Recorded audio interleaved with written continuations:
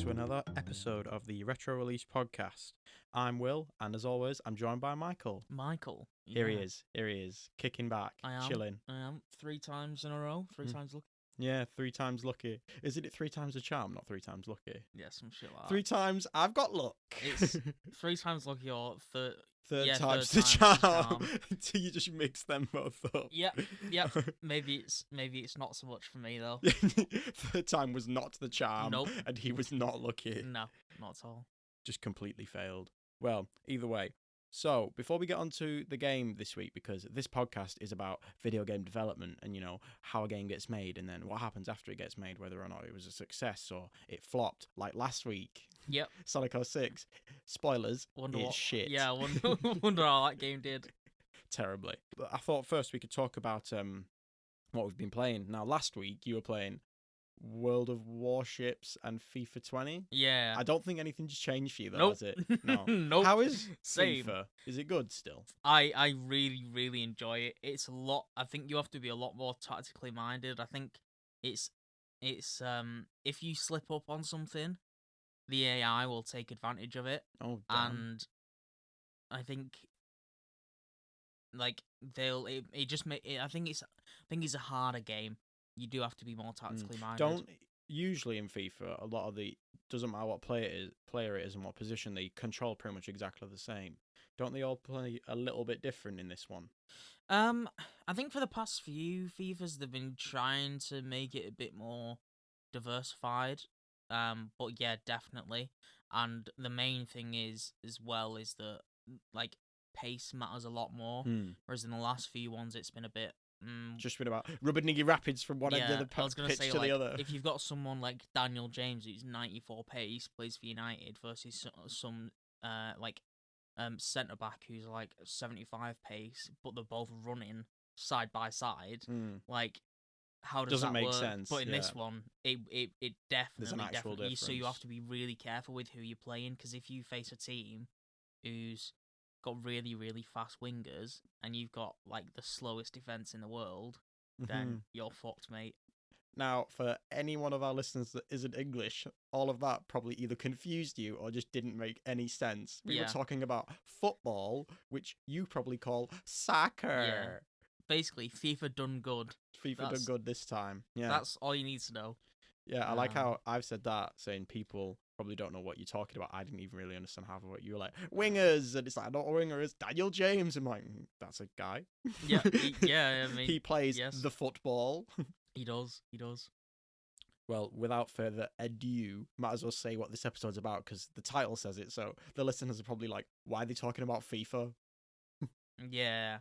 And I was going to talk about how I've been playing Yu-Gi-Oh! Legacy of the Duelist, but if you know what Yu-Gi-Oh! Is, it's just Yu-Gi-Oh! But you play it online. That's fine. Oh, is it on your PC? No, it's on Switch. Oh, right, okay. But I got all the 3 Egyptian God cards already.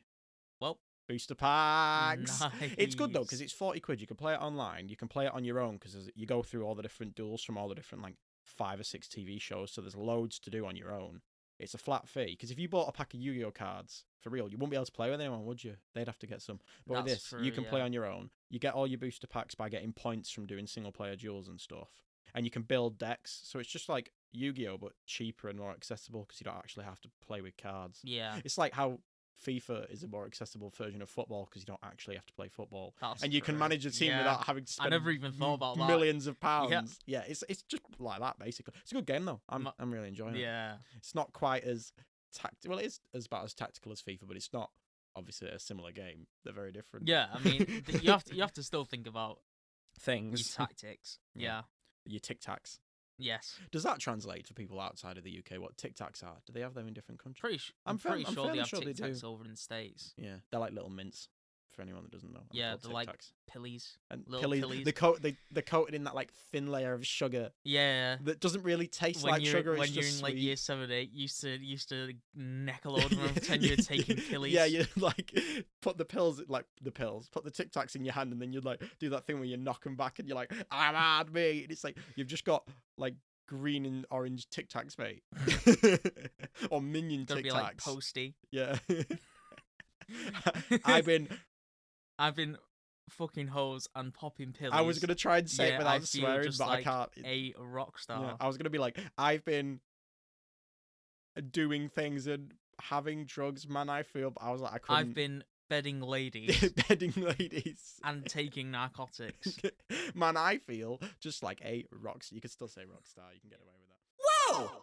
Right. Well, this week the game is Crash Bandicoot, and Crash Bandicoot is a platformer that came out on the PlayStation 1, but when it came out, it was just called the PlayStation, obviously. Yeah. Because it's not like they were like This wasn't the big first- headed. yeah. All right, lads, calm There's down. definitely more coming. Yeah, watch out, boys. Came out for the PlayStation in 1996. In the game, you play as the titular Crash Bandicoot, who, after being created by his arch nemesis Neo Cortex, starts dating another Bandicoot, who is then kidnapped by Cortex. Go rescue her, I guess. Yeah. That's my best way I could describe the game. And then I said that the game is a 3D platformer that takes place on a...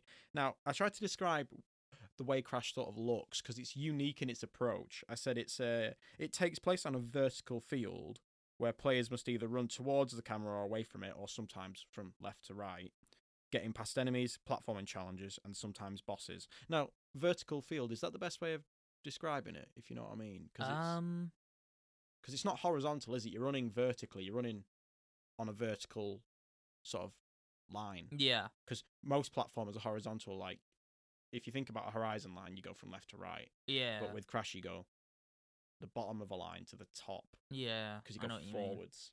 But you can't really go left or right that much. And then sometimes you're running away. And then sometimes they do platforming. But outside of that, it's a weird one. So, have you played the first Crash? I feel like you might have done. Yeah. I've not played it for a long time.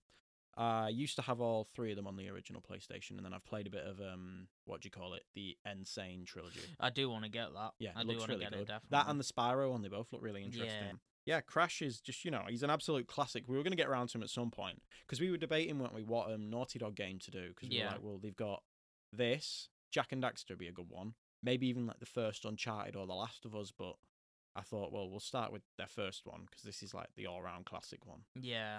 I'm hoping a new Crash comes out at some point as well, because we've not had one for ages. Well, I mean, we have, but we've not had a new one. I reckon soon. I think now that he's back in the game, him and Spyro will get like maybe even a Spyro Crash crossover game. That'll be interesting. I mean, I don't know how it would play. Nah, me neither. It's like they're 2 completely different play styles. I don't know if it would work.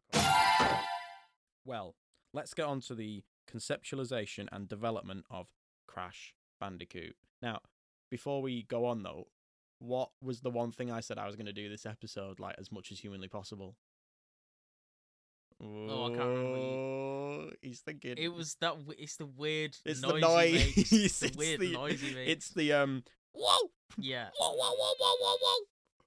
When every time he like spins and stuff, he's got such a good. Whoever did the voice acting for Crash, I couldn't find it when I was looking it up. But whoever did that, it's like kudos to you, mate. Kudos to you. Yeah, he made the most annoying sound humanly possible. I mean, it's meme material, isn't it? Really? Yeah.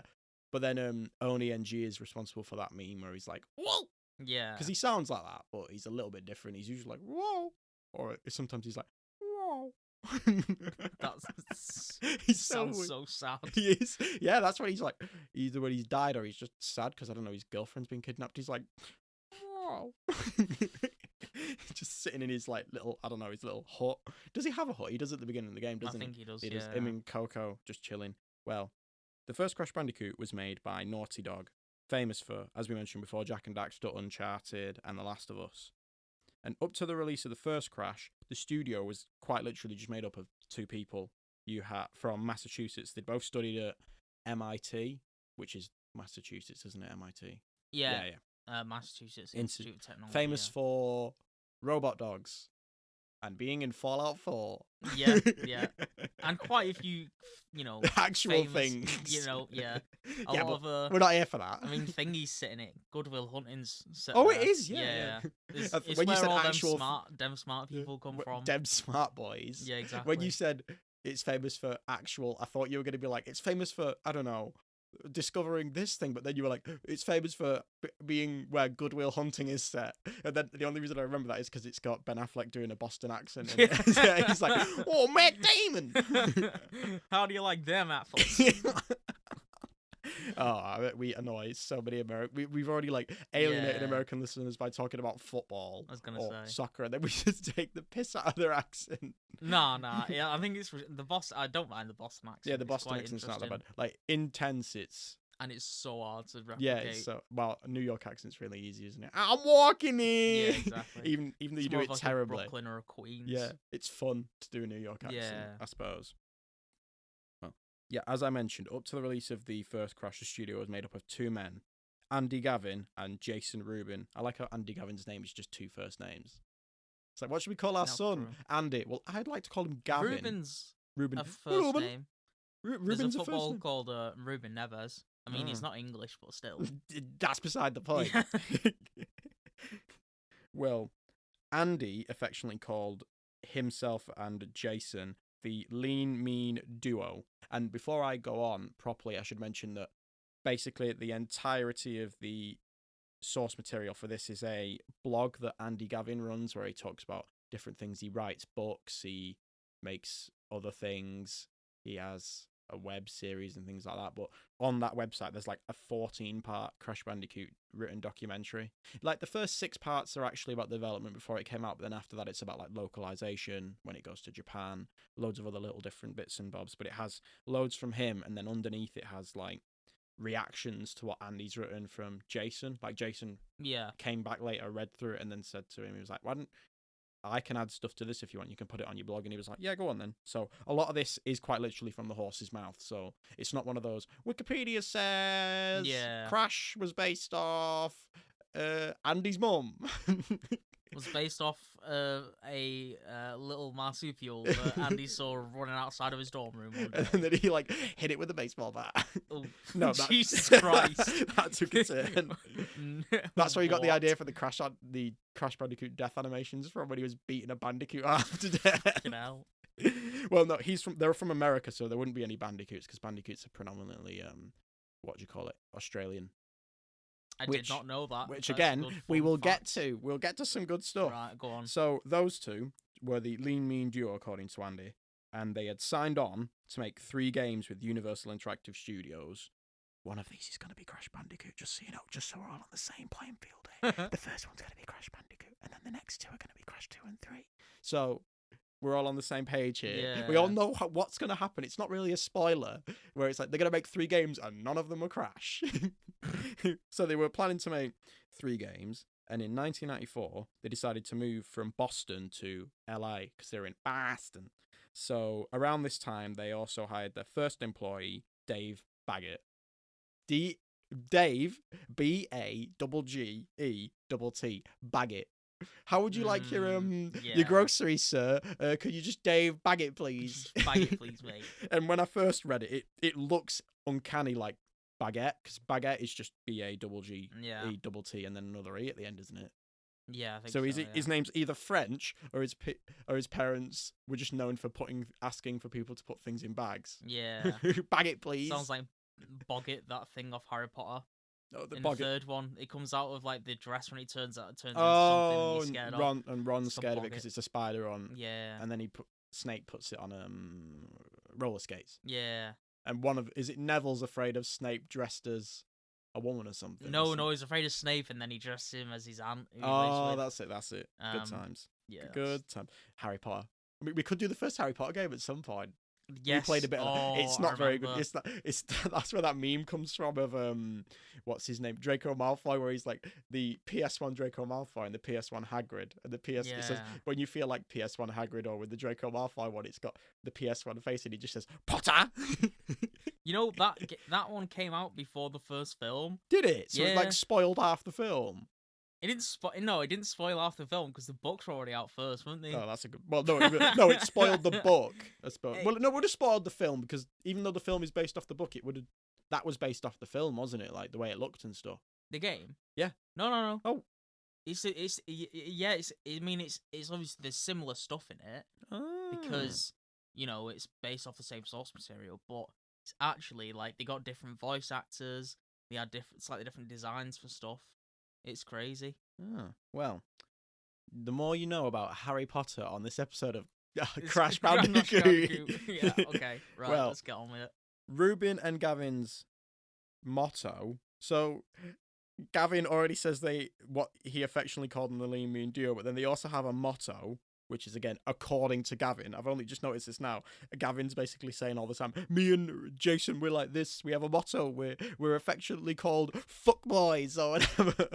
He doesn't say that, but you know what I mean. He's giving him and himself and Ruben loads of names after the fact and things be like, "We're totally cool. We make crap." But he says that their motto was, "Bite off more than we could chew, then find some crazy complicated way to make it work." Which, let's be honest, is a shit motto. Yeah, that's awful.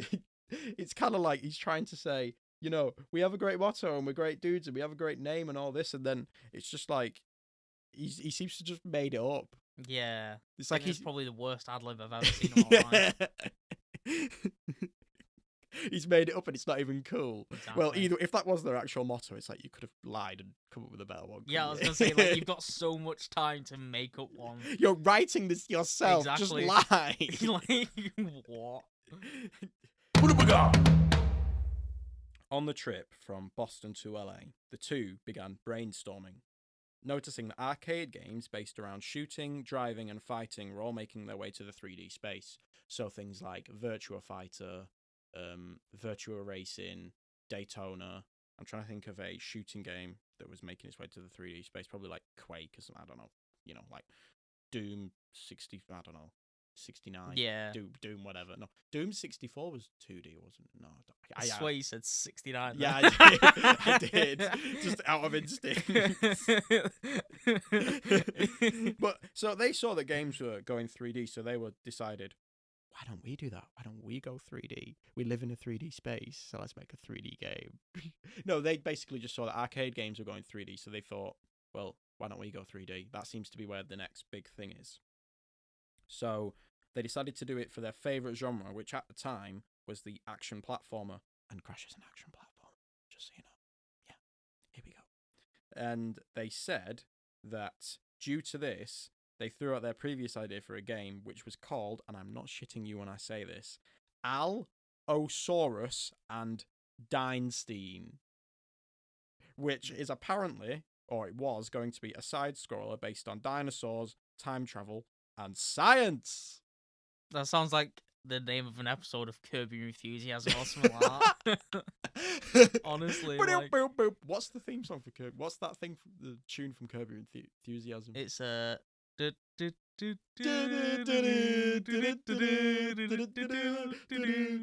Don't make this game make Crash.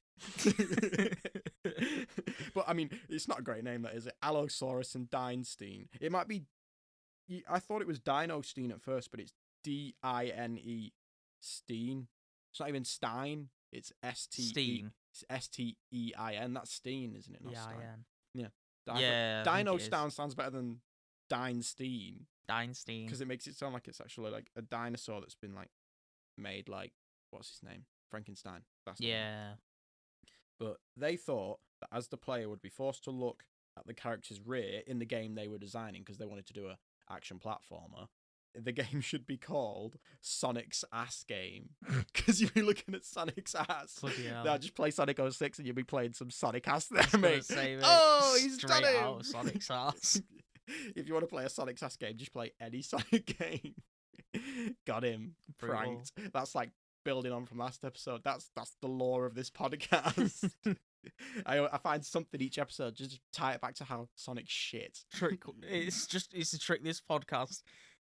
This episode is still about Sonic 06. We'll get there at some point. I'm just like, and then in Sonic 06 they based this one thing off the entirety of Crash, and that's why we've been talking about Crash for the last hour and a half. I wouldn't do that, imagine. Good lord. But then I would have called the episode Crash Bandicoot, so it would have been like the iDubbbz Content Cop. Oh yeah. Where he calls it. Did he call it Jake? The one about? He called it Jake Paul, yeah. And then he changed it to Asian Jake Paul or AS. AJS. AJS. No, something. AJP. AJP. Because it was about I've already forgot the guy's Rice name. Gum. Rice Gum. What a stupid name. Yeah, I know. You got rice in your gum. Clean your teeth. Dickhead. Got him. That was the worst word I've ever heard in my life. Well, Ricegum's not going to listen to this, so screw He him. might do. And if he does and he ats me on Twitter, I'll just call him ugly. I'll say, why don't you give just at me, Rice Scum? At me. I'll send him some expired Amazon gift codes. Got him. If you don't know what that's about, just what video should you look if you want to hear about Ricegum being a scumbag? Any Ricegum video on YouTube? Yeah, I was gonna say like just watch a range from his catalog and just see and how then just much look at the comments. comments. Yeah, basically. Despite the humour, however, by calling the game Sonic SAS game, Gavin does note that they had worries about camera, dizziness, and judgment of depth perception, which will come up later when we're talking about the Crash remaster. Because if you remember, when that remaster came out, people were like, I didn't even finish it because it was too hard and I couldn't see where I was jumping because I'm fucking stupid. And it's just like, it's Crash Bandicoot. It's not supposed to be easy. Yeah. It's a PS1 game. You're meant to keep playing it, so it's meant to last. It's not meant to be like, oh, I can't finish this game, but I'll review it anyway. It's like, well, why are you reviewing this game if you've not finished it? That is the state of modern gaming journalism, ladies and gentlemen. They're all just like, oh, Call of Duty's a 9. Really makes you feel like you're in a war. Well, upon arriving at Universal City, California, which is like a sort of film and entertainment studio complex, where they have like Universal have like tons of offices or whatever.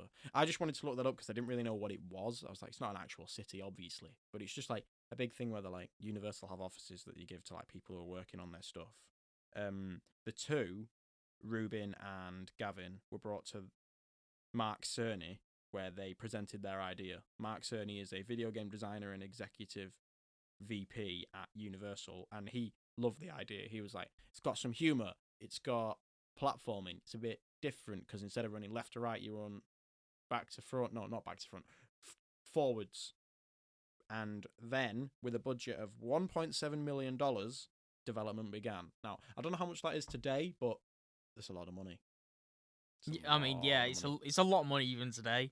But it's even more back then. But then to develop a game, though, they want it They want it to be good. It's not that much. Yeah, true. I don't really understand how much of that is like marketing. people like crowdfunded more for that. Like when Ukulele was like, can we have 200k please? We made Banjo-Kazooie, can we make this game? And everyone was like, yay! And then they gave him like 2 million, and then the game came out and it was pretty crap.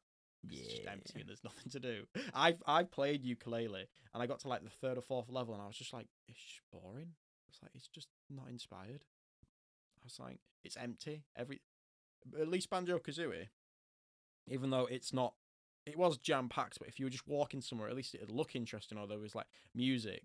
Ukulele kind of looked like, do you know one of those video game demos where there's like, you can just tell it's a demo because of like the skybox and the way the world looks, and it looks a little bit like that. It misses that little bit of polish, which, is a real shame because everyone likes Banjo-Kazooie, and then Ukulele came out and it was like, well, this is just, nope. No, not today. Well, let's not talk about Ukulele, shall we? We've sidetracked already about like 6 different games. Well, we are a gaming Sorry, I podcast. mean, yeah, I was gonna say it's about games, so I think we can be forgiven for it. We can get away with it. Gavin and Ruben chose the PlayStation because they thought, and this is Gavin's own words on his own blogs, because he thought it was the sexy console.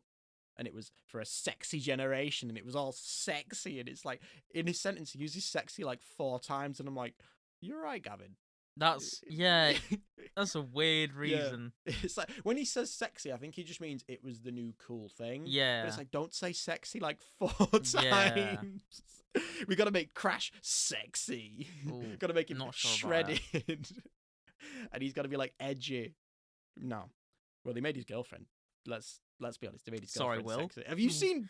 Excuse me, Will. Look up Crash Bandicoot's girlfriend, mate. She is like Jessica Rabbit level of like getting kids. Excuse me. kids little wieners. What? Have you not? Do you know Jessica Rabbit from bloody, this is gonna get weird. I know they are. Yeah, basically, it's just what you're saying about what you're trying to say. I'm not saying I think she's fit and I'm gonna jack off to it. I'm saying they designed his girlfriend to be sexy like Jessica Rabbit, like that kind of like figure. but she's still like an orange furry. Yeah. That's why she's not attractive. Yeah. See, I've covered my bases here. I should have just not said anything. Yeah. I think that comes up later. I hope it doesn't, because if it does now, I'm just going to sound like an absolute fucking freak. Well, I'm not the one that called the PlayStation sexy. It's not like I want to stick my dick in the CD drive. Like this Andy Gavin.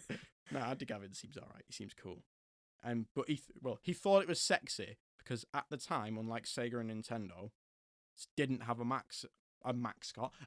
So he thought we can fill that gap. I don't know why he thought because Sony didn't have a mascot, it made their console sexy. I get right. I'm just gonna move on from that because I'm starting to freak myself out a bit. It's because Gavin's like everything's sexy. He's like, oh, it's just sexy that they don't have the mascot and all this. And it's like, I think he's just run out of words. Yeah, he was having a stroke. He lost his thesaurus while he was writing it. So the team bought a copy of Tasmanian Mammals, a field guide, to hopefully emulate the success of unknown animal mascots like Sonic the Hedgehog and the Tasmanian Devil. And he says unknown mascots like Sonic the Hedgehog, like animals like Sonic the Hedgehog. It's like, I'm fairly sure people knew what a hedgehog was. I was going to say, like yeah. a Tasmanian... Is it called a Tasmanian Devil, the animal? Yeah, as far as I'm aware, yeah. Because, I mean, that makes sense, because the only reason I don't even know what a Tasmanian Devil is now, I just know that it's the guy from Looney Tunes. Yeah. But, I mean, a hedgehog, hedgehogs aren't the most well-known animal, but, I mean, they're pretty... In this country, at least, yeah. Yeah, like, definitely. I'd assume they're well-known in America as well. But maybe not in, like, Japan and places. I don't know. But it feels strange to say that a hedgehog is, like, a not very well-known animal. I was going to say, that just sounds like bullshit to me. The point is, they bought a Tasmanian Mammals field guide because they were like, all of these animals are going to have weird names and look weird, so we'll just find one in there and just base our character off that. Fair enough. So they were set on either a wombat, a potteroo, which is Potoroo, I nearly said ooh, potteroo, potteroo, or a bandicoot. So they wanted something whimsical, fun, and cute. And now that they had the working title Willy the Wombat, which doesn't sound great, does it? Willy the Wombat. Yeah. But this is the thing. I used to, on YouTube, you might find videos about Crash's development, and pretty much all of them, because I'd heard about this title, Willy the Wombat, before. Everyone would say, like, it was going to be called Willy the Wombat for ages, but Andy Gavin immediately says after he says we came up with the working title Willy the Wombat, he said this was a placeholder name, we weren't going to use this. Yeah. Because it's not bad, but it is one of those, like... I wouldn't put it on... It gets the point across to when you're trying to sell the game. You're like, Willy the Wombat, he's a wombat, he looks like this, he's a cartoon, and he runs and jumps. So people are like, you get it, but they're like, we want a better name than Willy the Wombat. Yeah, you're not going to market it. Yeah. Willy the Wombat! It could be a cartoon character, but a video game, I'm like, it sounds way too friendly. It sounds like Croc Legend of the Gobbos or something, which is an actual game where you play the crocodile. Legend of the Gobbos. And then just... Gobbos does not sound like a good thing No, be. it doesn't. It sounds like a British slang term for like your ball sack or something. Oh, right in the Gobbos. Oh, she's done his Gobbos, she has. So they knew they would change the name, and despite the whole world thinking it was, as I said, Crash's official original name, it was going to change. And Jason Rubin also comments saying that whilst they went for a marsupial as the inspiration, the design of the character was 51% technical and 49% inspirational, with the mammal in question mainly being a name more than what it would look like. So if you know what I mean by it being more technical than inspirational, in the sense of, okay, you've got a name, but we're not going to necessarily make him look like a wombat. We just want something that people don't really know what it is, and then they'll be like, oh, it could be. Like Sonic, you could say, if you looked at Sonic and you didn't know his name was Sonic the Hedgehog and you said, that's Sonic, you might say he's a hedgehog, but you wouldn't be able to... Yeah, you wouldn't be able to tell. No, because you see the quills and you'd be like, the big blue quills, though. Yeah. That's why with Crash and you think of a bandicoot. I know do you know what a bandicoot looks like? Not particularly. It's kind of like a mouse with big ears. Yeah. So Crash does not look like that. Yeah. On any level, but I think the name is cool. Yeah, which is exactly what they went for. They were like, a bandicoot, that's a cool name. So they eventually went round to using that. And this whimsicality carted over to the thesis of the game with, and I've put in quotation marks, Willy, aiming to combine the gameplay of games like Mario and Donkey Kong Country with the cartoonish nature of Looney Tunes. This was met with what Gavin called creative synergy, as Mark Cerny suggests that they get Hollywood cartoon designers to design the characters. Rubin has said that on a documentary about the first game's development, that they wanted to have an almost cartoon squash and stretch look to Crash. So they were going for, Looney Tunes, Roadrunner. Roadrunner's Looney Tunes, isn't he? Looney Tunes. What's the other one? You've got Looney Tunes with like Bugs Bunny and that. There's another big one, isn't there, from years ago? I can't remember what it is. Yeah, me neither. They were going for that like classic cartoon design, which is why they brought Hollywood designers in. Like, if you look at the developers for the original Crash, there's like 15 or 20 of them, and most of them are just, well, I'll say most of them, a lot of them are just artists, and that's all they were. Yeah. They could use computers and they could put the stuff onto computers, but they all wanted to, in this creative synergy they wanted, it seems like they're aiming towards kids and they're aiming towards the sort of Saturday morning cartoon vibe, which is something we'll sort of come back to with what happened to the game in Japan, because Japan's famous for making characters look slightly different and more cartoony. Yeah. Like, they're not really a fan of doing things. Do you know Kirby, the pink ball? He, in Japan, all of his artwork is the same as it is over here. But in America, especially, Kirby always has, like, a frown on his face. He's always, like, angry for some reason. Yeah. And it's like, what does that have to do with marketing? Because then Crash going over to Japan, his eyebrows are less furrowed and he's more like happy and surprised, which is like the dichotomy of marketing, which I don't really understand. It's probably a cultural thing. Yeah. As to why you have, in Japan, everything's a bit more happy and whimsical and tentacles. Not sure about that one. Very Bloody nice. hell. No thanks. No thanks. So we're going to bring this game out in Japan, yeah? Yeah. We're just going to go have a meeting with these Japanese executives, and by the end of it, they're like, everything's fine. He's like, yeah, but can we just have 1,000% more purple tentacles, please? No, thank you. It's not the best joke. It's not the best joke you've ever put out on this podcast. No, it's probably none of them are the best joke, to be honest with you. They're all pretty terrible, but then again, I don't really care that much, to be honest with you. It's more about game development than it is about funny jokes. Yeah. You intersperse it with some funny jokes, and then like maybe 1 out of 10 of them is actually funny, and the rest is just cringe. Yeah, pretty much. Which is just like my life. It's not like when I write these scripts, I also write in jokes, and I come to you and I'm like, Mike, should I use this joke? So I'll just say it as it comes, So, this creative synergy was met with production limitations, with Crash being orange due to the choice of mainly green environments, because if you play Crash, it's sort of set in a jungle with like tiki stuff, like the tiki masks and the Aztec-y sort of vibe. So it's like browns and greens, so they thought, well, he's going to be orange, not because of anything to do with the Bandicoot, but because he stands out then, so you can actually see him. Like, imagine if you were playing, I don't know, I'm trying to think, you were playing Sonic, and then in Green Hill Zone, and he was like green instead of blue, because then he'd just be a green guy on a green screen, and he'd be running about really quickly, like, you won't be able to see anything. Yeah, sorry, Michael was just adjusting himself. So you like really slowly just like slouch back down, like really like uneasily, like, I hope this doesn't get picked up.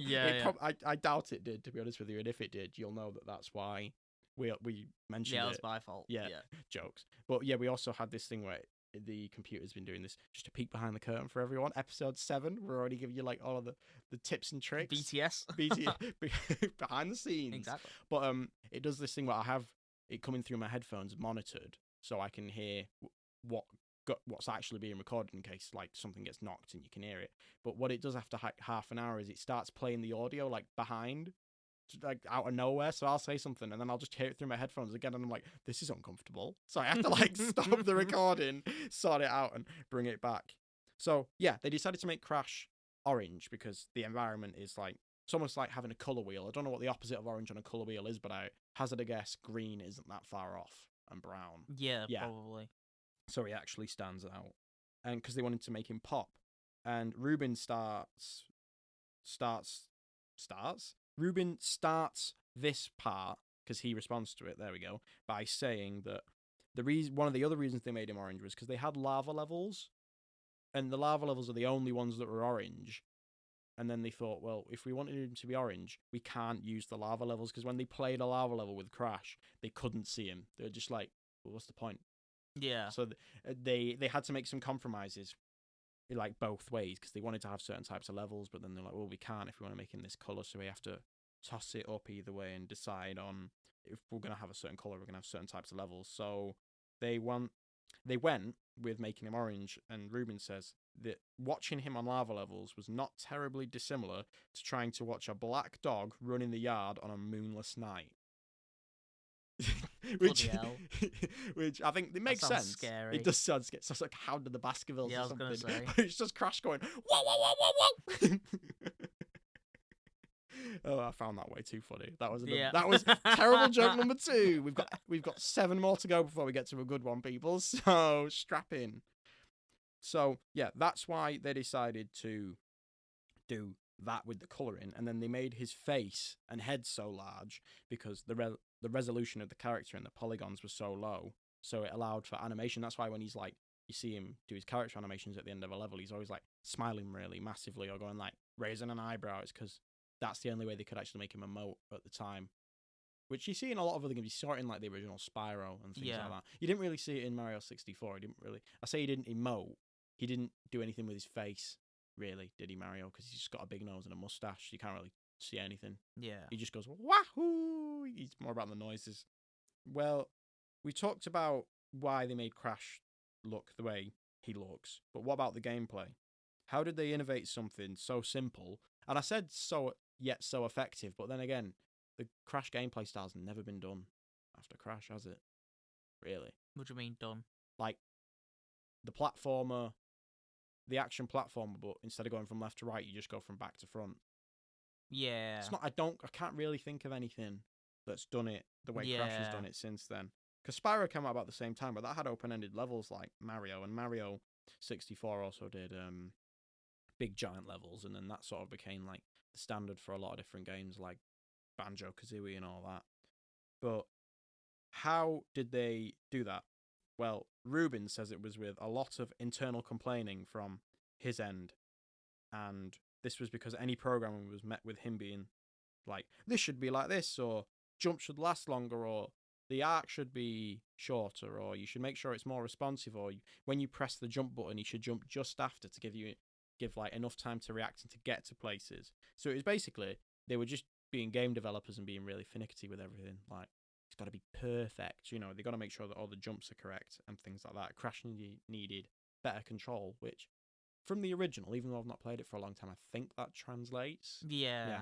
In a lot of ways. Apart from those IGN reviews that are like, the jump's too short, I can't play the game. I think you just have to, it is difficult at some bits with the jumps. You just have to time it well enough. Yeah, there's that one level with the turtles on the rickety bridge that you have to jump on the turtle, and then the turtle flips, and then you've got to jump on the turtle's stomach, and it bounces your foot. That's really hard. Some of it's not great, but then again, it's the first 3D game that they decided to make, so I think you give them a bit of slack.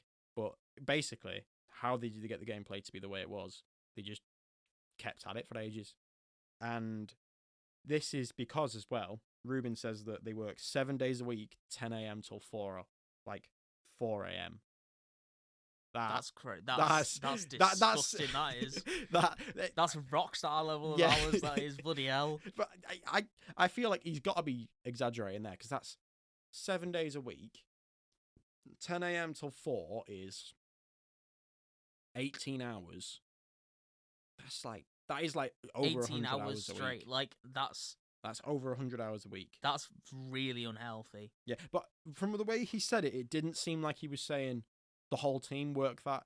I think the point he's trying to get across is him and Gavin, as the founders of Naughty Dog and the people behind this game, they basically just worked a shit ton.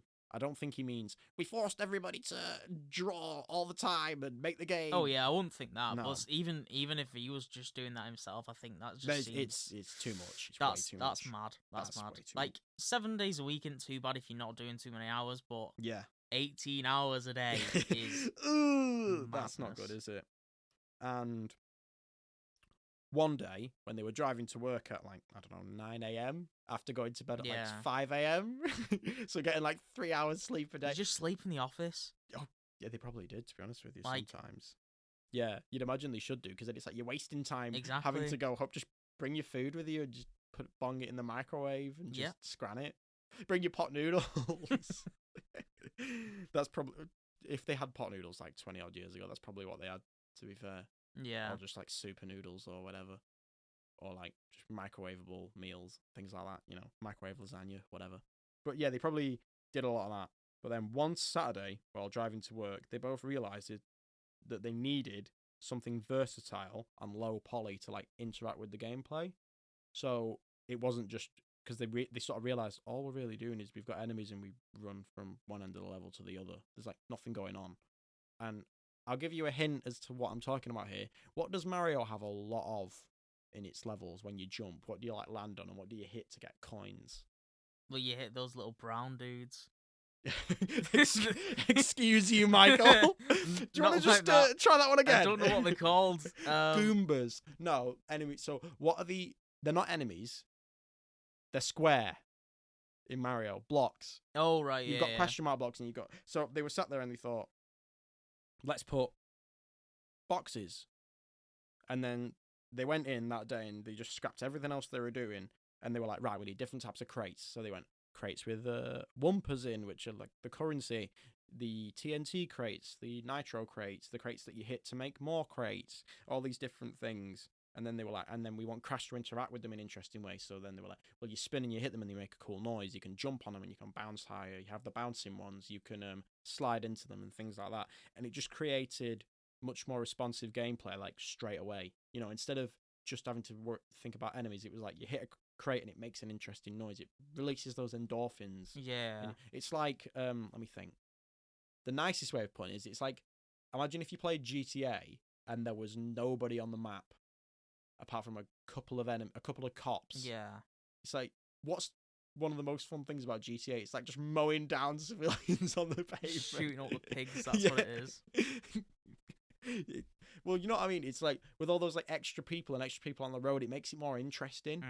And it's not necessarily through massive gameplay implementation. It's just like one thing and it just allows you to interact with the world and the levels that you're in. So that's what they decided to do. They thought, well, we'll bung this in, and it worked really well. So it livened up the dead space and it created challenges and rewarded skill, because if you break all the crates in a level, you can get the silver gems, because you get the purple power crystals. Yeah.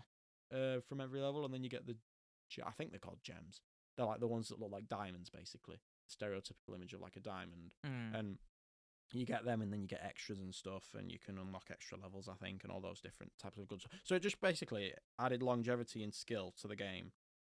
And now, all that was really left at this point was for the team to leak the concept to somebody at Sony. And I say leak in quotation marks because it was like, you know how Ryan Reynolds says that he doesn't know who leaked the Deadpool test footage to get the reaction. Yeah. And then a few years later, he was like, yeah, it was me. Yeah, It's just like, I don't blame him either, because it's one of the only ways he could get that film off the ground. And I suppose it's similar here. So they leaked it to Sony, and this is whilst they were under Universal, because they needed somebody to actually take, because Universal, whilst they published for them, Universal didn't make games or have a console, so they had to make a deal with somebody to actually get the game out there. So they leaked it to Sony, because remember how Sony apparently have the sexiest console. Yeah. Michael just did a the eyebrow flick where you go like, just like, sexy. So they leaked it to Sony, and everybody at PlayStation that saw it really liked it. So Crash, after some like wheelings and dealings with Sony, was headed to E3 in 1996. That's ages ago. Yeah, I know. Imagine what E3 was like 23 years ago. Now it's just like consumers that are like coming out of their basement to be like, I want to wait 4 hours in line to play Halo 12. Or Gears of War 6. It's a bit brutal. I'd go to E3. I mean, I would go to E3. It just cost a lot of money to stand in line and walk around a load of journalists when you're just there for the fun of it. Have you heard what they're doing to E3 as well? They're making it more consumer heavy. They're going to have queue-tainment, which is where you get entertained while you're in queues, and they're going to have more things going on to bring consumers in. And it's a bit like, yeah, that's cool and all, but the only thing that's for consumers at E3 is to play some of the games I early. was gonna say, yeah. But then you have to queue for ages. It's like I'm more cared about the press conferences, and they all get live streamed anyway. So Yeah, true. it's not like I need to go. But as a journalist, I think it'd be cool to go because you get access to all the different things. But then you also actually have to do your job on top of that. But Don't sound too bad No. though, even if that was your job. no, we could do a game development episode for E3, like Oh, a yeah. special. That'd be not bad Get actually. invited, boys. You what? Get invited. Get boys. invited. Get invited. What we'll do is we'll do it like 2 to 3 months before E3, and then just promote it everywhere and be like, "Give us tickets to E3, please. Come on, Please, come on, guys. please." And we'll do like an E3 special on the floor with our microphones, and it'll just be like, "Oh, hello, I'm here at E3," and there'll just be like loads of talking in the background. You want anything we're saying? We're here with Phil Swift. Phil Swift. I said Phil Swift. Phil like Swift. like from the what do you call it advert, the flex tape. Yeah. But no, it's what's the guy at the head of Xbox, Phil Spencer. That's it, Yeah. not Phil Swift. Phil Spencer with his like shirt and then his like gaming logo shirt underneath, and he's got his hands in his pockets and he's like, gamers, love gaming. It's like, good one, Phil. You sound like you know exactly what you're talking Yeah. about. But we're talking about E3 now. That's like a proper conversation for another day, I would say. Yeah. So, as we were saying, Crash is headed to E3, and something that gamers love to praise is Resident Evil 4's dynamic difficulty system. Now, this might sound like I'm going completely off topic, but this is just the next part of the report, talking about the actual developments. We've said they're going to E3 and they'll get there, but they've still got work to do. So, one of the things that's most famous about Resident Evil 4 is the dynamic difficulty system, which is basically where in the game, it doesn't have a difficulty that you choose, and what you do is you'll play it, and if you're doing really well and you're headshotting dudes and you're not getting hit, ammo will drop less often, enemies will take more bullets to kill, and they'll do more damage. And then when you get knocked down a peg, the difficulty will lower. So it feels like it's the same difficulty the whole time. And Crash does something similar to this, which Jason Rubin calls DDA, which is dynamic difficulty adjustment, which basically means if you shit at Crash and you keep dying, do you know the little checkpoint boxes? Yeah. They'll move them to different boxes in the game, so the checkpoints are sooner, or the boulder that chases you will be a bit slower, so you can actually get away from it and things like that. Like, they won't make sure that enemies can hit you and you won't die, but they do little things just to make it a bit easy, because Crash has lives, and if you die, you have to start a level from the very beginning, and that kind of thing. But then you could also just get your copy of PlayStation Magazine and get all the cheat codes and get like 99 lives.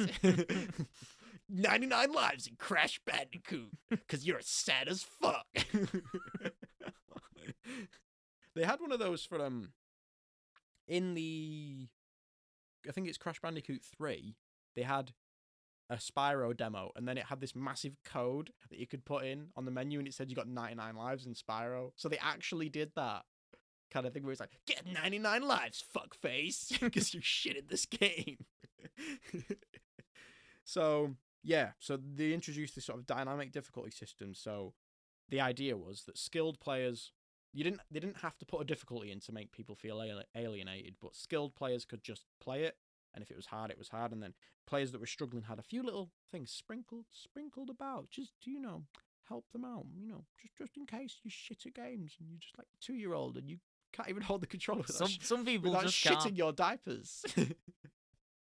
What were you going to say, Michael? No, I was just saying some people just can't. Just but, can't. like, They just can't. Yeah. Can't even. No, they just can't. No, they just can't. They just can't Crash.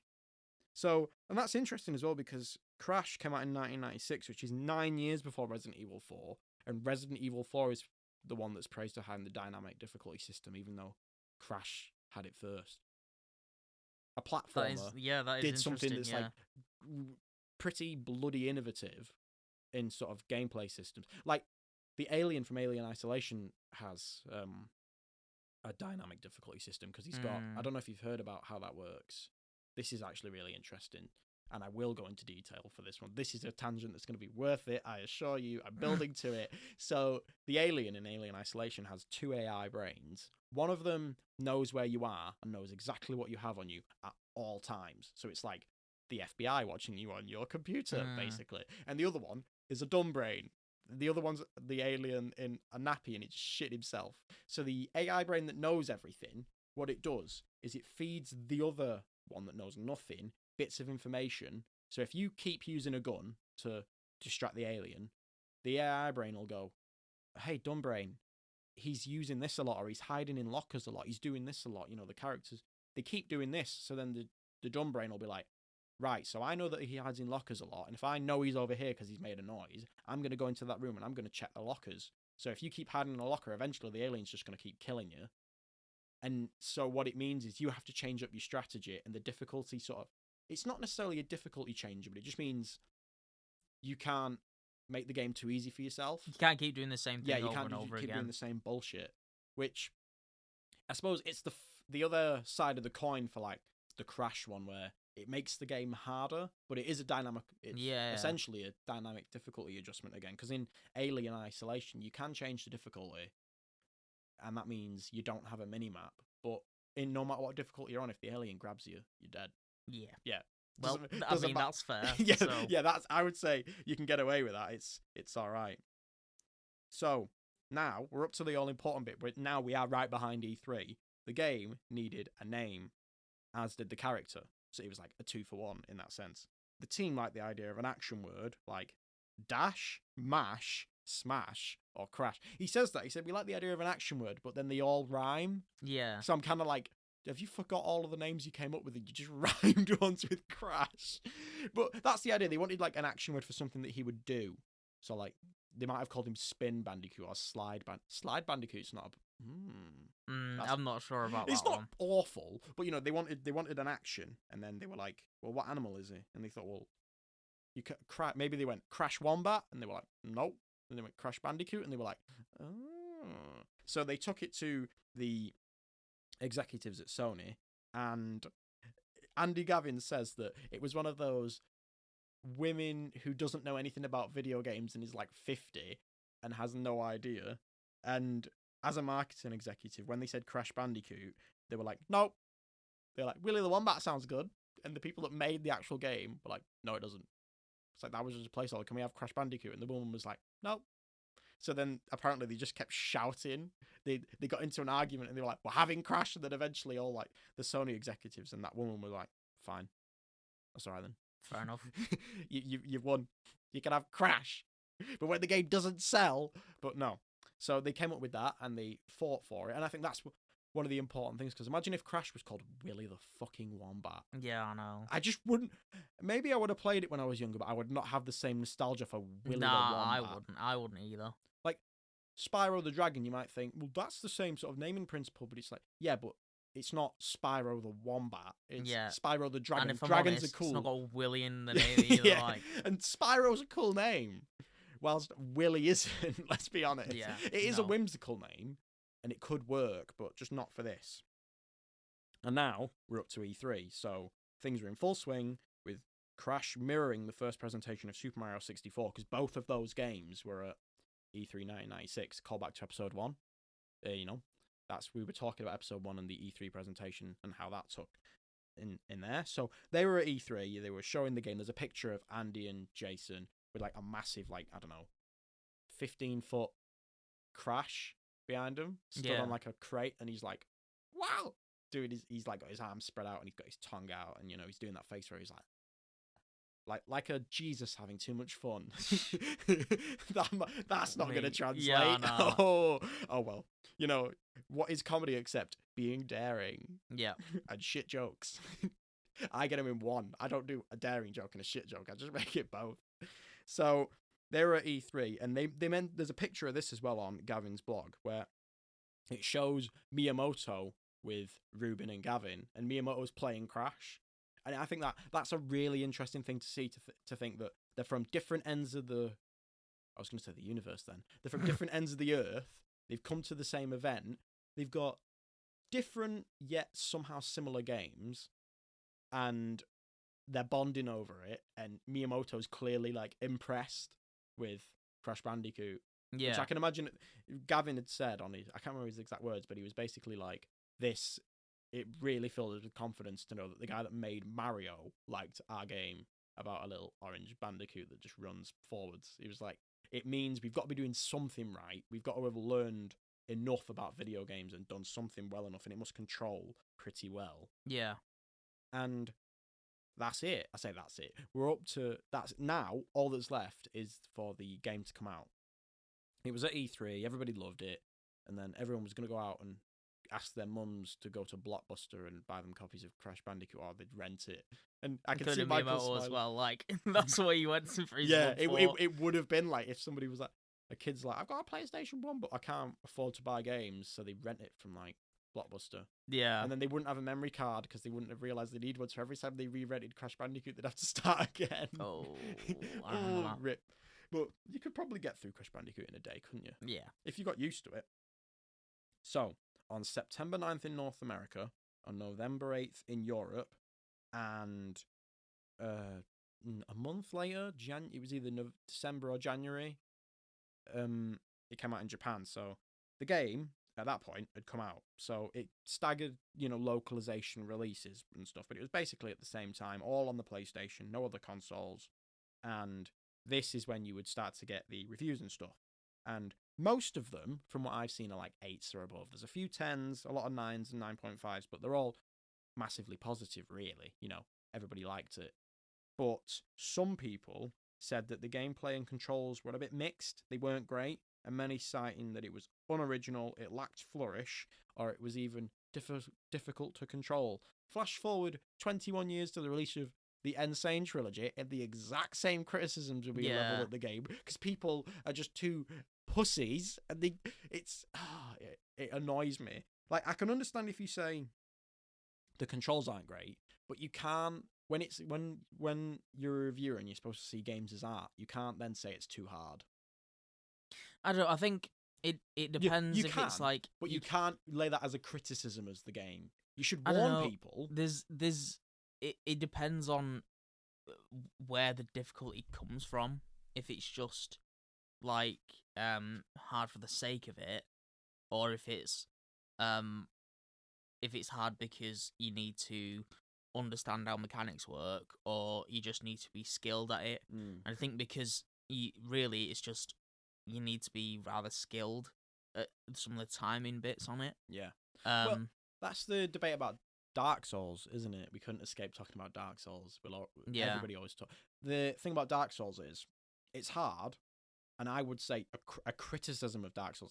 And anybody who listens to this podcast back and is like, "Oh, you just shit at Dark Souls," it's like, no, I've finished all 3 of them. Now, it took me ages to finish the first one because it's just. But Dark Souls, one major criticism of that game is it tells you jack shit about how it works. Yeah. Nothing about like the game's systems. It gives you like, this is how you roll and this is how you do this, but considering how complex it is, it doesn't tell you nearly enough to get you up to speed on it. I understand it's meant to be hard, and I'm completely fine with that, but they should have really done more to get the player up to speed and know how the game works properly. Instead of just being like, you can move and you can roll and you can hit with your sword. It's like, there's so much more to that game, so much more to it than it tells you in the first 10 minutes. And if it staggered that'd be fine, but I think Dark Souls does it in an unfair fashion, and from what I remember of Crash, it's not that hard. Nah. It's like, yes, sometimes you might press the X button and you might fall into the hole instead of doing your thing, but odds are it's because you pressed it too late. Yeah. You need to get used. It's not that, as I mentioned, there are a couple of levels which are hard as shit, but most of the time it's not that challenging. You've got enough tools at your disposal to deal with the enemies, because all the enemies do is like walk or do like one attack. You can spin, slide, jump, slide into a jump, that kind of thing. It's not that difficult, and it just annoys me, especially when the remake came out. And as we mentioned before, especially like places like IGN, I do not like IGN. I used to really appreciate a lot of their reviews, but they're the kind of company that helps set the precedent for if you review it less than 7, it means it's shit. Yeah. Even though that's 7 out of 10. If you gave something a 5 out of 10, I would say, like if a film got a 2.5 out of 10, I'd go, it's a good film. It's not great. It's good. But if a game got a 5 out of 10, you'd think it's a buggy mess. It's disgusting. It can't even work properly. But that's 50%. I don't know. I think like a 5 out of 10 for me, I'd be like, I'd probably never play it, if I'm honest. Well, yeah, if I was unsure about getting a game, or if I was probably not going to get it anyway, if it got a 5, I wouldn't get it. But if I was really interested in they said it got a 5, I would probably still get it. I'd just be very acutely aware that it's maybe not the product you thought it would be. But in terms of a game like Crash, where especially the remake, it's in the Donkey video, if you've seen the one about remasters and stuff and remakes. He talks about the guy who reviewed Crash, who didn't he got halfway through each of the 3 games and then reviewed it. He's like, you cannot review a game if you've not finished it. Yeah. Like Dark Souls, I could sort of understand if you've not finished, because it's really long and it is. You could be there, even with a review copy, you could be there well after the game came out. But what you should do is you shouldn't present something as a full finished review if you've not. It's like if you listen to half an album or you got 2/3 of the way through Avengers Endgame and then when I had to leave, here's my review of the film. Everyone would be like, what the fuck are you talking about? Yeah. You've not finished it. But if you do a review in progress, that's a completely different ballgame. And then if you come back to it and things change or things stay the same, people appreciate it a lot more. But if you just don't finish something and then you write a finished piece of criticism for it, it's like, well, your criticism has no weight at that point. Yeah. So that's what happened when the game came out. I would say it was mostly positive because Crash is still one of the biggest, like, I didn't hear mascots. anything like Negative. really bad. No. Yeah. It was hard in places, yeah, but it was never like cruel or unfair. It was, everybody always loved it. It had great world building, it had great design, everybody just really enjoyed playing it, all those good stuff and good things. And this sort of reflects in its sales, because by 1998 it was the PlayStation's 10th best-selling game, and by November 2003 it had sold 6.8 million units worldwide. That doesn't sound like a lot, but you got to think 20 years ago, console gaming especially was nowhere near as big as it is now. It was It was big, but it's still good. Yeah, like that's really good. That's still incredibly good sales, even when you think about how gaming's grown. Like over the even last now, 20 years. that's a pretty 6.8 successful million game, isn't it? I remember when Gears of War 3 came out in like 2011, and that was like massive news because it crossed over 1 million pre-orders. Yeah. Like, still getting sales like that is still huge, because if you think about how much a game costs, if you sink a handful of millions into that and then you sell 2 million copies and it's at 40 odd quid a piece, that's like 80, would that be 80 million? Yeah, that's a lot of money. And yeah, you might say, I don't know anything about marketing or things like that and publishing, so I don't know the exact crossover of how much actually you get, but it's still a lot of profit, you would imagine, even if it's half of that. So now that the game had come out and it seemed like the $1.7 million investment was worthwhile, there was a couple of people that didn't like it for decent reason. Whatever. You didn't like it because it was too hard, or you couldn't play it because you're a fucking pussy, whatever. I don't. You really don't like people saying games are too hard. No, I do, but I don't like it when people say games are too hard and they've not finished it or it's not done properly. Like Dark Souls, when people say Dark Souls is too hard, I think that's fair, but you also have to say Dark Souls is too hard, but it's got a learning curve, and if you actually put effort into it, it's a great game, because that's why I feel about it. It's hard as shit, especially the first time you play it, especially the first one. You could play it for like 20 hours or so, and you might still be pretty shit at it, but if you start on one of the later ones, which is more accessible, it's good. But yeah, I just don't like people saying games are shit, especially when they've not finished them. That's my main thing. I'm like, yeah. It's like, you can shut the fuck up, Val. What you're talking about. You've not even finished it.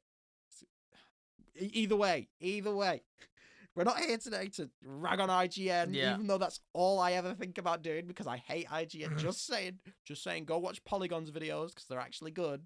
Have you seen Polygon's videos? I've seen some of them, yeah. Have you seen the Brian David Gilbert ones? No. The one where he does a show called Unraveled, where he'll just it's sort of taking the piss, but it's like scientific.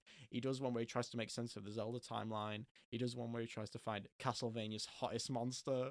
One where he ranks Bowser's army as like different, levels in an actual army, like the Goombas of the Private. Load of great videos. Polygon, they're gaming and they do reviews, but they know that gaming's funny and weird, so they always do like cool stuff. So go watch Polygon. Go on Polygon's website, whatever. Polygon also have a really good article about this game as well that I saw, Crash.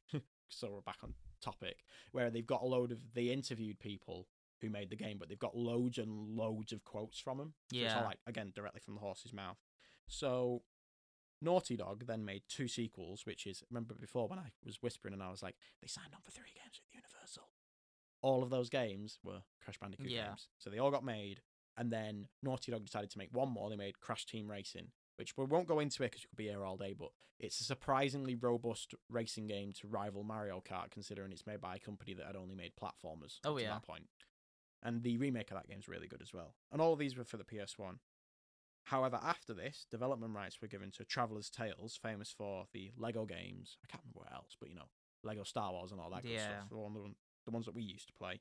So they made Crash Bandicoot: The Wrath of Cortex for the PS2, and then after that, Radical Entertainment made Crash of the Titans, which is the one, where you have the monsters that you like piggyback on. And and Radical Entertainment made Simpsons Hit and Run, which is from a couple of episodes ago. Nice. And I don't think people remember Crash of the Titans as fondly as they do Simpsons Hit and Run, but I think that's really interesting how Radical Entertainment made Crash games. And I remember those ones as well. I quite like them. They're the ones where Crash has like the tribal tattoos. Yeah. He looks a bit weird, but it's good. It's an interesting like game mechanic, and it's just fun to see that the guys that made Simpsons Hit and Run, we did an episode on like, what was it, episode 5? Yeah. The first one you run? Yeah, so callbacks. We've got callbacks to episode 1, callbacks to episode 6, callbacks to episode 5, and we're only on episode 7. Every week we're just going to be like calling back to every single episode we've ever done. That means when you get to like episode 50, it'll be like 6 hours long. Oh god, we'll have to do a lot of trimming at that point. Yeah. Just trim out anything about the actual game and just every reference to the podcast. Any pop culture references out the window. We're not going to have any of them. So these games weren't as favoured as the Naughty Dog originals, however, in a lot of the ways. This was until Vicarious Visions made the Insane trilogy in 2017, and I think they also made the remake of Crash Team Racing. Those two are the ones that really had like critics raving again. Like the gap in the middle there where you had Crash Bash, which was the PS1 party game, which I quite like, but from there until, I'm trying to think what was the one before, and I think the last Crash game before the Insane trilogy was the second Crash of the Titans. That gap there wasn't very favoured, but people like some of them. Like I like Wrath of Cortex. I like Wrath of Cortex, because it's basically Crash 1 but on a PS2. Yeah. And it's good. It's the first Crash game I played. Yeah. It's a good game. A lot of people are like, it's the same formula though. And it's like, yeah. Doesn't make it not a good game. But then as soon as they changed the Crash formula to Crash Twinsanity, it was like, this is shit. It's like, you can't have it both ways, guys. Yeah. But Crash Twinsanity is good. I think that does a lot for the lore of like Neo Cortex and stuff. And it's just funny because you can do like the snowboarding and Crash snowboards on Neo Cortex's face. Yeah. And then when you go on the rails, it grinds on Neo Cortex's balls, and he's always like, oh, like it's so funny. It has a sense. I think one thing that Crash tended to do, even though it passed developers a lot, is it kept the humor. Yeah. That it always had. Even though the first few weren't exactly hilarious, they were whimsical and fun, and they sort of kept that going throughout, which a lot of game series didn't, like when Spyro was made into a serious trilogy and it had Elijah Wood in it. And there was that other dragon. It's a whole thing. It's a whole trilogy of games that aren't very good. Yeah. They're just weird. We're not going to review those. We'll just do the original Spyro if we're going to do it. I'm not touching those with a 10-foot pole. But we're coming towards the end of the episode now. Before we get to the outro, there's one last thing I'd wanted to talk about, because we were talking about Crash in Japan. According to Wikipedia, in 1998, Koro Comics developed a manga for the series entitled Crash Bandicoot Dansu de Jump Nadia Baken. I just had to do it in the accent. Maybe not. Maybe not. Nah, I'm not sure about that one. No, it's fine. It's fine.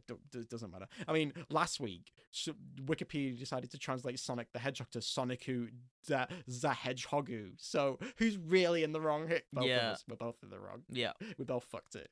Either way, it doesn't really matter. It's okay. I just said it for a joke. Either way. This manga was loosely based on the events of Crash Bandicoot 2, Cortex Strikes Back. The series was drawn and produced by, I've got the name here, I don't want to butcher it, Ari, like A-R-I, Kawashima, and it was only 2 manga volumes published to date, leaving the total number of comics unknown. So it's like, it probably didn't pick up, but the reason it was made in Japan, that manga, is because Crash was huge in Japan. It's like, it's like one of the biggest Western properties to ever come to Japan. That's why they had mangas, they had like plushes, they had, what do you have in Japan, like pachinko machines, all that kind of stuff. What is a pachinko machine? Is a pachinko machine the one where you put a thing in and then it drops down and it has all the little studs coming out and it I think the coin it is, I'm bounces not off too the studs and sure. it lands in one of the slots at the bottom. Then again, the Japanese have so many weird like games. They made like Dance Dance Revolution and all that weird crap. You know, I think they're responsible for Guitar Hero as well. I mean, it wouldn't surprise me. You know, Yeah. it's like, who wants to play guitar except not play guitar because you shit. I mean, at there's that trope of them liking karaoke in it. Yeah. But so I guess it's like. I mean, everyone likes karaoke. Let's be Yeah, honest. Yeah, I true. think it's from Japan, but everybody likes karaoke. And the last thing to say is that Crash even left a mark on the scientific world, with the earliest known Bandicoot fossil in Australia being given the binomial, which just basically means name, but it's not a name because it's not something that needs like a physical name. Crash Bandicoot. Everything comes full circle. That's mad. That I is had mad. no idea that. That happens a lot, that's though. I can't remember crazy. specific examples, but there's something about a hedgehog that was called Sonic the Hedgehog or something like Sonic the Hedgehog, like fossil or whatever. Yeah. There's not one for. I was going to say there's one for Mario, but there isn't because he's just a guy. There's probably one for Spyro as well. There's probably loads if you look them up. So that's it anyway. That's the first Crash game, and I hope you enjoyed the episode. I thought it was a really interesting read, actually, because when I was looking up which episode to do this week, I thought Crash, and as soon as I got onto the guy's blog who made it, I was like, yeah, this'll do. Yeah. We got a good episode on our hands here, boys. So, now we get to the end of the episode and we rattle through all of the stupid bullshit where it's like, follow us on Twitter.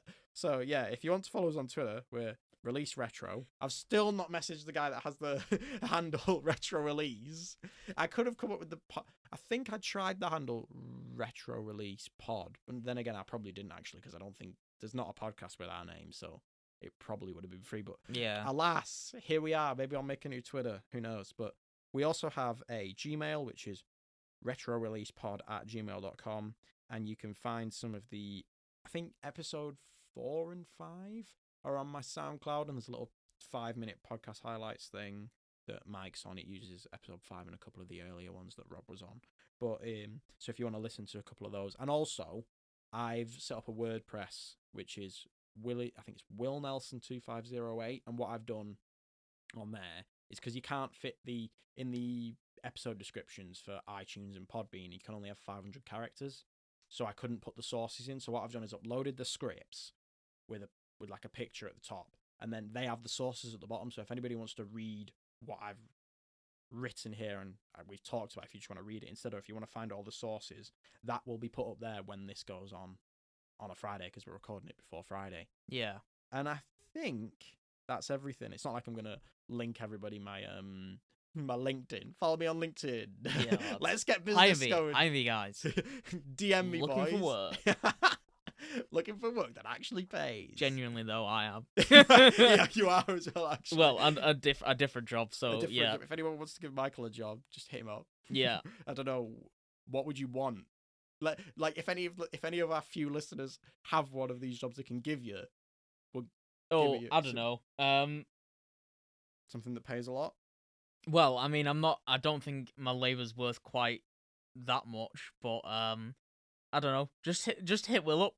The podcast Gmail, and he'll forward it to me. Yeah, I'll forward it to you. Or you could hit me up anywhere else. you could DM me on my SoundCloud. Yeah, lads. Or just anywhere, and then I can send it through. So Michael, if you actually want to give him a job, I don't think anyone's gonna send you through job offers. Nah, doubt it. If they did, if you want to send through a fake job offer, that that's fine. We'll read it out on the podcast. Yeah, we said that last week. We said if anybody sends anything, we'll just read it out as a bit of a meme on the podcast. Yeah, well, that was episode 7, Crash Bandicoot. So thanks for listening, everybody. Cheers. Bye.